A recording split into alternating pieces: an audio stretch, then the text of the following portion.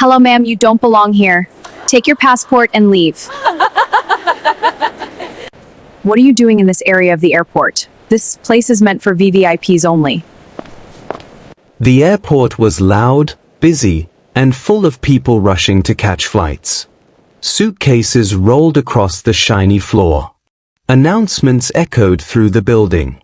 And in the middle of all that noise, she stood quietly. Her name was Amara, a young Nigerian girl in her early 20s. Her clothes were simple. Not dirty, just plain. A faded jean jacket, a small travel bag, and worn sneakers. Nothing about her looked expensive. Nothing about her looked important. People walked past her like she didn't exist. Some even stared. Not with kindness, but with judgment.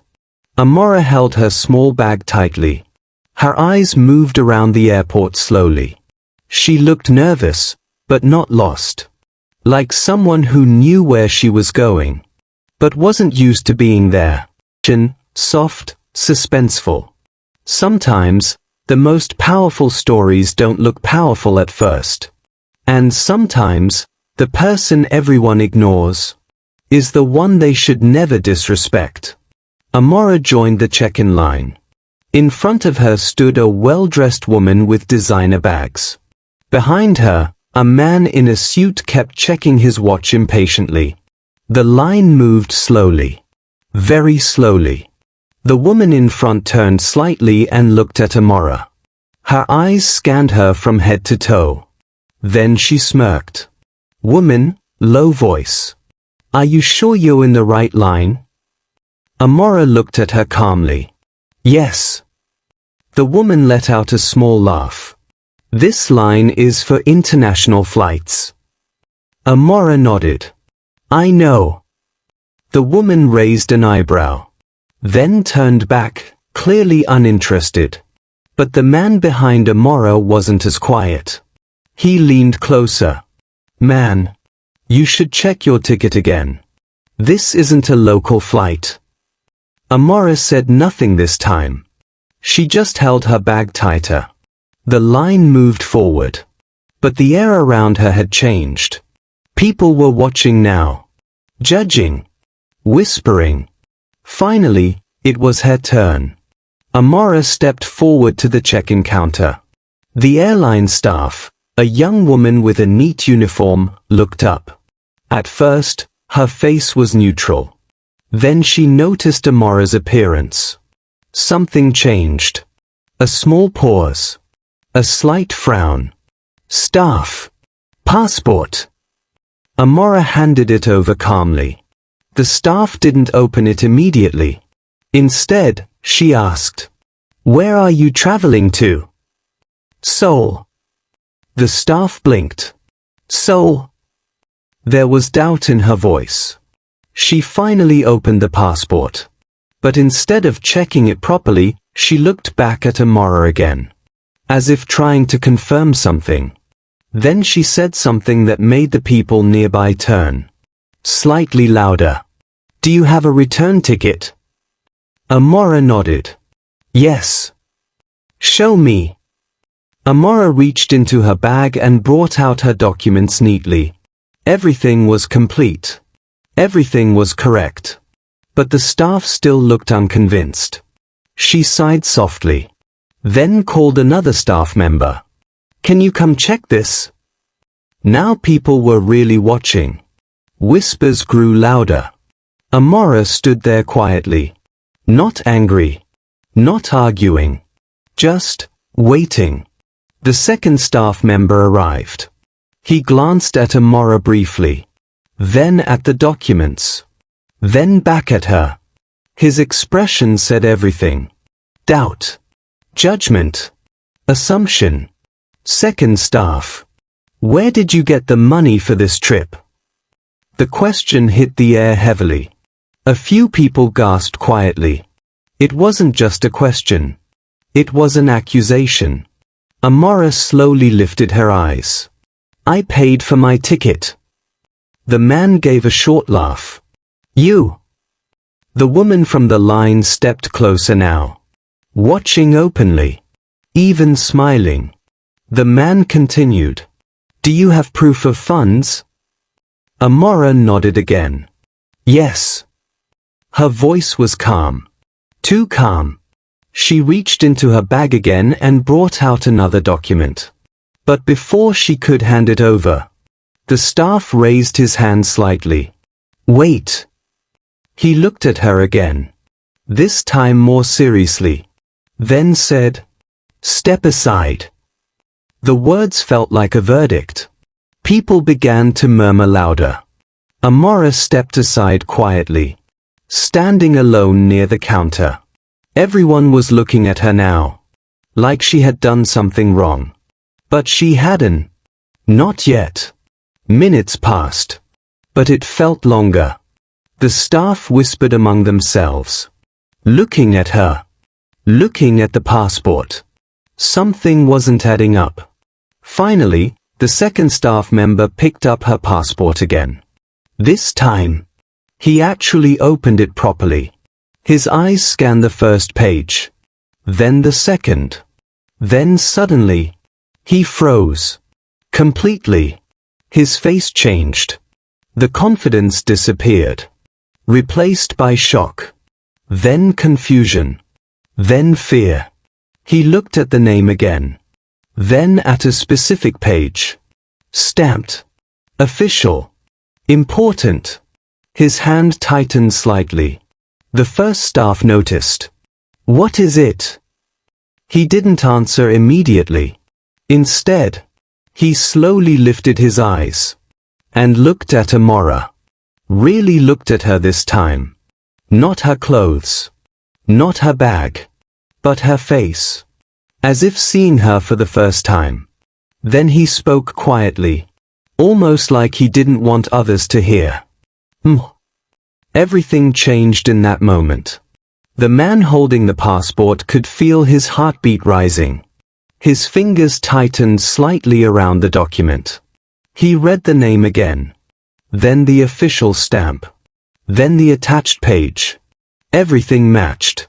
Everything was real. But it didn't make sense. Not with the girl standing in front of him. Not with the way she looked. Not with the way they had just treated her. He swallowed slowly. Then looked up again. This time, there was no arrogance in his eyes. Only tension. His voice had changed. Soft. Careful. Almost respectful. The first staff member frowned. "What is it?" He didn't answer immediately. Instead, he turned the passport slightly, so she could see. Her eyes moved across the page. Then suddenly, her face changed too. Her posture straightened. Her lips parted slightly in shock. The woman from the line leaned closer. "What's going on?" No one answered her. Because something had just shifted in the air. Something invisible, but powerful. The second staff member lowered his voice. This passport." He stopped. Then tried again. "This passenger is listed under a diplomatic record." The first staff blinked. "What?" He pointed at the page. "There's a spousal attachment." She leaned closer, reading carefully now. And then she saw it. A name. A title. A seal. Not just any seal. An international one. Her hands began to shake slightly. She looked back at Amara. Then back at the passport. Then again. As if her mind was struggling to accept it. The man spoke again. Very quietly this time. "She's married." The first staff whispered. "To who?" He answered slowly. Almost like saying it out loud made it more real. "Ambassador Lee Minitsuk." The silence that followed was heavy. Even the background noise of the airport felt distant. Because that name meant power. Real power. Government power. Global power. The first staff member straightened immediately. Her tone changed completely. We apologize for the delay. Delay? That's what she called it now. Amara said nothing. She simply watched them. Calm. Quiet. Unbothered. But her silence felt louder than any argument. The second staff quickly stepped forward. We'll process your check-in immediately. He signaled to another worker. Priority handling. Within seconds, everything changed. A new desk was cleared. Her luggage was taken carefully. Her documents were handled with extreme attention. The same people who doubted her were now moving quickly to please her. The woman from the line looked confused. Wait, what's going on? No one answered her. But her face slowly changed as she realized something. This girl was not who she thought. Airports move fast. But news moves faster. Within minutes, whispers began to spread among the staff. That's her. Who? The ambassador's wife. Are you serious? Yes, check the system. Phones were pulled out quietly. Names were searched.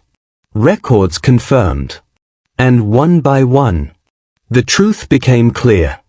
Amara was not just a random traveler. She was connected to one of the most powerful diplomatic figures moving between Asia and Africa. The same staff who ignored her earlier now couldn't stop looking at her.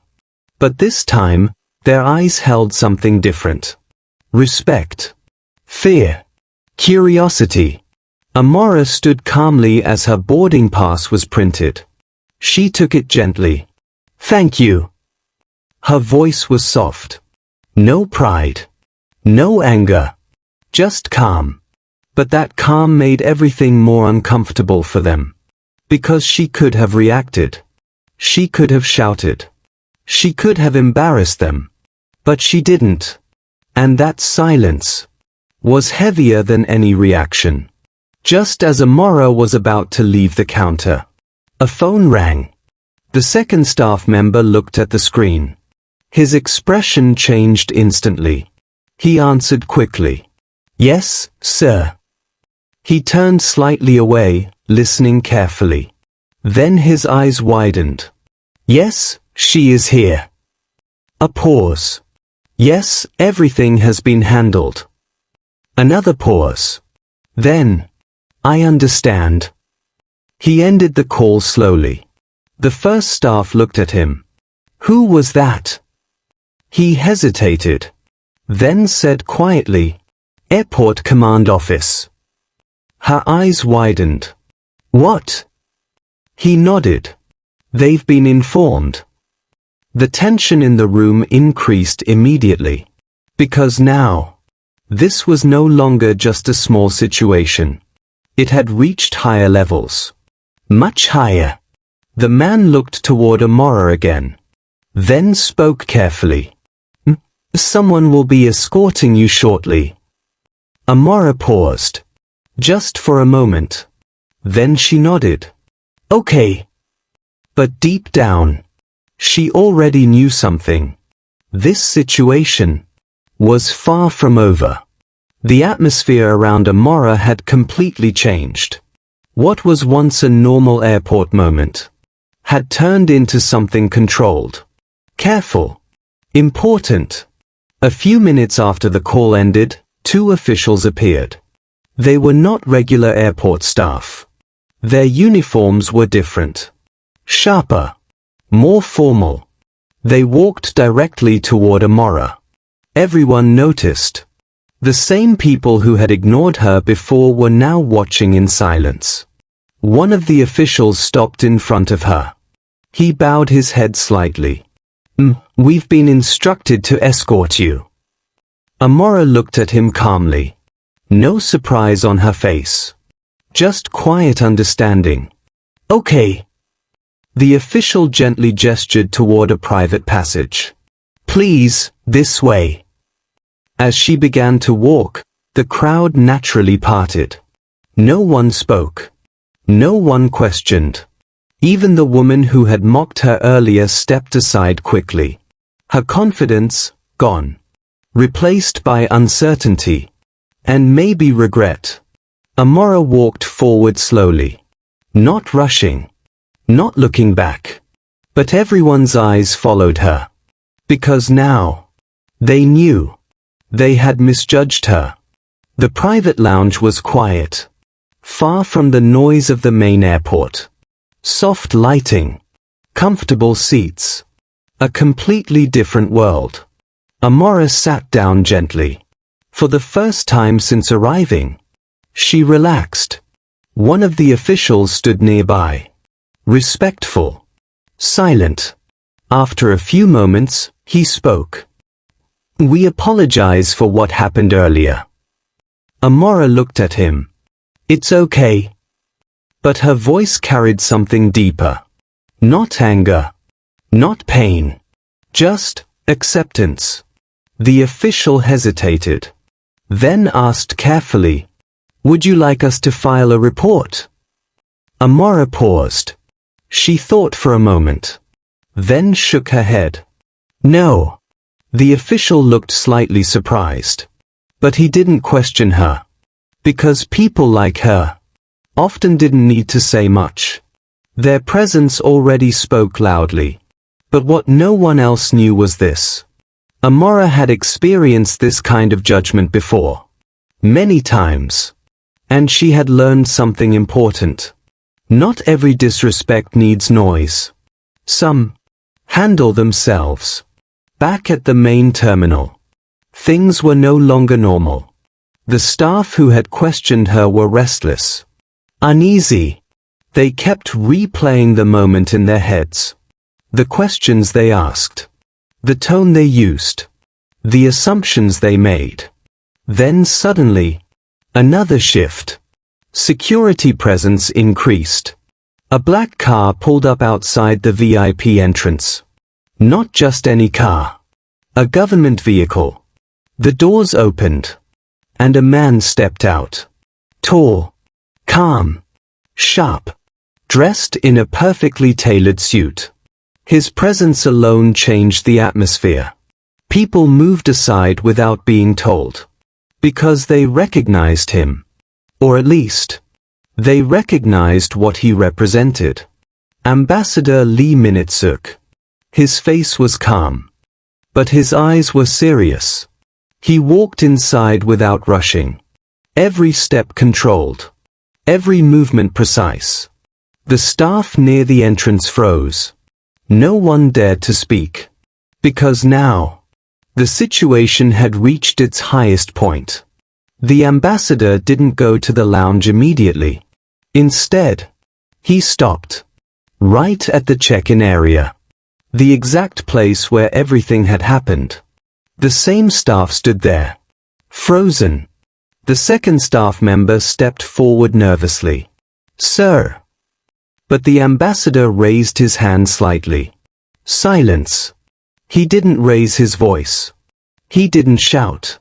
He simply looked around, taking in the environment. Then he spoke calmly.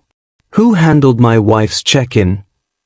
The question was simple, but heavy. The first staff slowly stepped forward. Her hands trembling. I did." He looked at her. Not with anger. But with something worse. Disappointment. "You asked her where she got her money." She couldn't speak. Her throat felt dry. He didn't let her finish. "You asked her to step aside." Silence. The entire area felt frozen. Then he said something that made everyone hold their breath. "Do you treat all passengers this way?" No one answered. Because the answer was obvious. No. They didn't. Only the ones they judged. The ambassador nodded slightly. "I see." Then he turned to one of the officials. "File a full report." The official nodded immediately. "Yes, sir." That was it. No shouting. No threats. But everyone knew. This was not over. A few minutes later, the ambassador entered the private lounge. Amara looked up as he walked in. And for the first time in the story, her expression softened completely. Not calm, not distant, but warm. He walked toward her, slowly, then stopped in front of her. For a brief moment, they simply looked at each other. No words, because none were needed. Then he spoke softly. "You're okay?" Amara nodded. "Yes." He studied her face carefully, as if checking for something deeper. "Did they upset you?" Amara smiled gently. "A little." He sighed quietly, not in anger, but in understanding. Then he sat beside her. "I'm sorry." She looked at him. "You didn't do anything." He shook his head slightly. "I should have been here earlier." Amara placed her hand lightly over his. "I handled it." And she did. That was the truth. He looked at her again, then gave a small nod. Because he knew something now. The woman sitting beside him was not weak. She was not small. And she didn't need saving. Only respect. And as they sat there together, waiting for her flight, the noise of the world felt far away. Because sometimes, power is not loud. Sometimes, it is quiet and undeniable. Never judge someone by what you see.